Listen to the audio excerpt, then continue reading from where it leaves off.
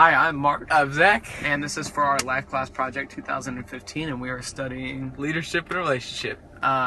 We're interviewing 4 couples at different stages in the relationship process. On my side, we have my sister and her fiance, Alyssa Davis and Daniel Going. They're engaged. And my parents, Teresa Davis and John Davis, and they are married. And on Zach's side, We're going to be interviewing my parents, Tracy Peacher and Mark Peacher, who are married. All right.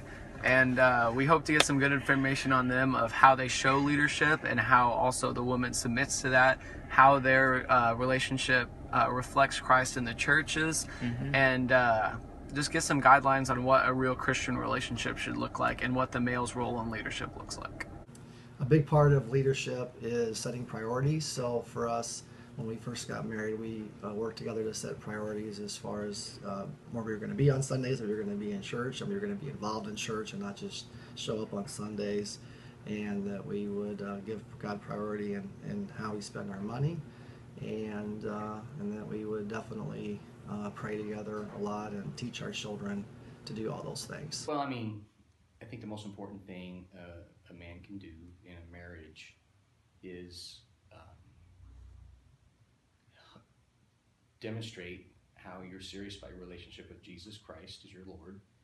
And that means a variety of things. It means not just going to church on Sunday, or not just having time where your kids and your wife see you read the Bible. And it's not just when you sit down and pray over meals and in the evening as a family, but I think there are other things you can do to be more vulnerable. I think you can be, it's not always pleasant, but it's good to be honest when someone confronts you. Might even be, Tracy, with some way that you've fallen, and you can bring it to your kids, you can bring it to your spouse, and you don't want to put on an air of anything close to infallibility. You really want to be vulnerable that way, and I think if you do that, you're more likely to have kids that do the same when you raise kids, and you're more likely to have that happen to your spouse.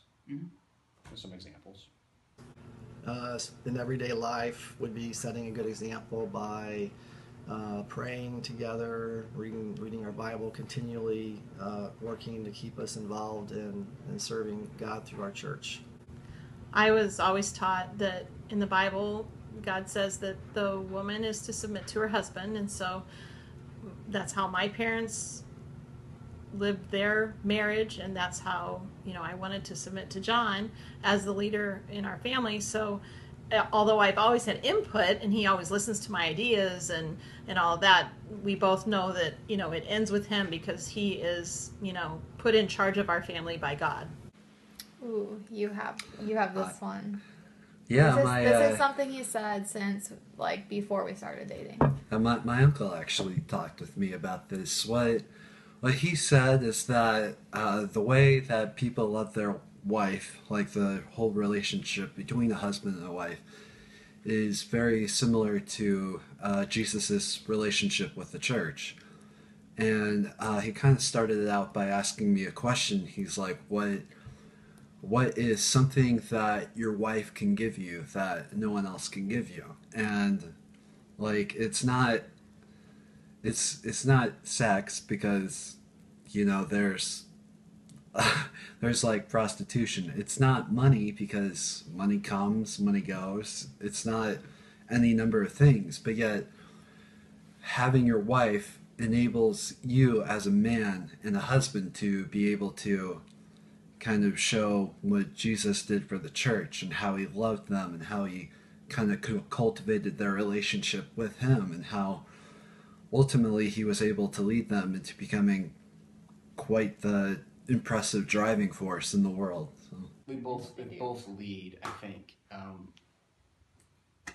What I would say, though, is when men do not lead, a lot of bad things happen. Kids, when the fathers don't initiate church going, for example, they come up with a bias that church going is a crutch, that it's something that real men don't do, that is something that women need, and that, of course, is a false teaching. Another thing happens if the men do not lead. Inevitably, I think it creates more tension in marriages, And I think that you end up having a higher divorce rate. I think you have absentee fathership. I think you have dads watching football, paying more attention to football and baseball and things like that than they are the family's dynamics. And you see in America, you see so many kids who are born, for example, out of wedlock, where the dad is not even a part of the child's life. A very different experience is for a child to grow up with a father and a mother, where both of them are loving of that child. I serve him by being his other half. I mean, it's kind of a joking phrase that people say, but you know, we really are more complete when we're with each other, because just, you know, God just meshes all those things together about us to make us more what he wants us to be as a couple. A big part of serving each other or serving in your church is just doing what needs to be done. So you see that something needs to be done, instead of waiting for your pastor to beg you to volunteer to do it, or instead of your wife waiting for your wife to tell you to do the dishes, or waiting for your wife to tell you to unload the groceries, or waiting for your wife to tell you to, you know, do whatever, vacuum or something like that. You just know what needs to be done, and you just go ahead and take the initiative to do it. What that question speaks to me is that you need to not only do the job that is assigned to you, like me, it's going to doing teaching and research at U of I, it's going to volunteering for other activities, but it's also being sensitive to the amazing things that your spouse is doing. That if both of us forget to thank the other one, it becomes problematic. And in a small way, I try to help around the house. And in a small way, Tracy tries to give me a chance to work at my day job. Mm-hmm. Yeah. How do you serve one another, you know, respecting one another and what they do. So you serve one another in honoring each other, in respecting each other, and then in not being selfish and doing things for each other, doing things out of love for each other, and for your family and for the kids. You find out what your spouse likes and you try to do that. Yeah. Not everyone likes the same thing, right? You try to, you try to respect that each other has an opinion and try to see where they're coming from. So it's very important to listen and to try to understand what it is, the point they're trying to make. Also, I can't think of any, maybe one or two times, we try to resolve arguments that day. And I usually don't sleep there. He wouldn't let us not. He makes sure that we talk through things. Yeah. So I think it's better. It's better for my health, because if I don't sleep good, I'm a grouch the next day. Stay in the Word and in prayer. I have an accountability group, and I meet with a couple other guys who are also husbands and fathers, and we try to really exhort each other. We pray for one another's families, and that we'd be better husbands and better dads. Definitely by coming to the realization that these are just rough times. Like, these aren't going to last forever. It's not going to be this difficult forever. Like, this is just another phase in what's ultimately a really long life. So it's just important just to kind of keep it in perspective in the rough times that you may have, and ultimately just kind of staying strong. So like I know that Alyssa is the one for me, so I don't have to worry when an argument comes up and doubt that at all. I just know that she's the one for me. Things are going to work out. Faith, hope, and love. The greatest of these is love. I don't know. I'm done. No. Yeah. Constant idea. Let's see here. I'm thinking. Great. Well, she great is thy faithfulness sung on our wedding, and that's something we've had every night. We've said, thank you for your faithfulness this day. Abide. Jesus says about abiding in me, and I will abide in you. And it's not a sprint; it's a marathon. So you don't have to feel like you stuck the landing and won the gold medal every day. You really just want to abide in that marriage relationship. I think, I want to be obedient to Christ is the thing that keeps me going. As a constant. I want to be obedient to Christ. I want to be, I want to have a legacy, I guess. I want our legacy to last and be with one another as we age and have grandchildren and so on, May the Lord allow that to happen. That would be wonderful. Well, when Teresa's going through a rough time, then I need to step up and be a support to her and let her know everything's going to be okay and why it's going to be okay, and of course pray about it together and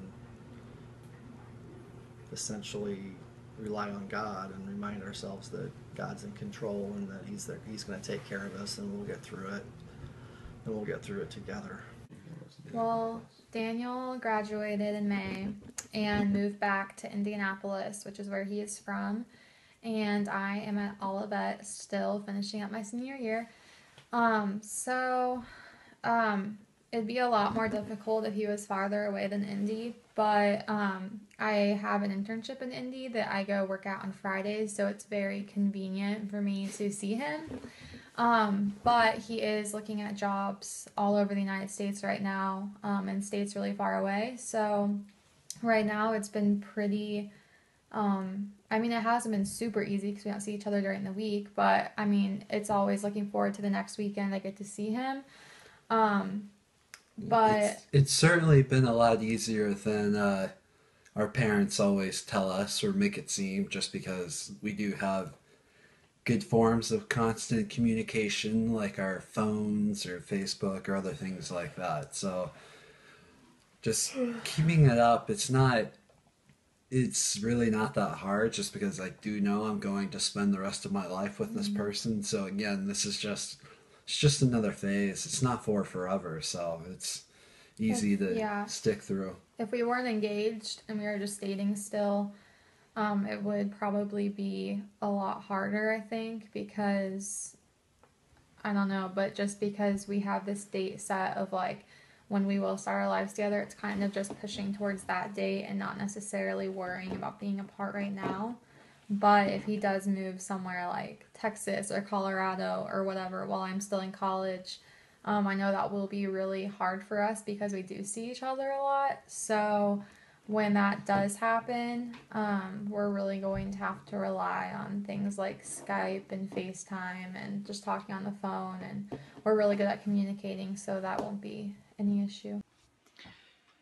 We had a great time doing this project. We were able to learn a lot from these Christ-centered couples. A few of the things that it taught me is that they just always keep Christ at the center by continuing to stay in the Word, and they never go to bed without settling an argument because they always want to keep the relationship strong.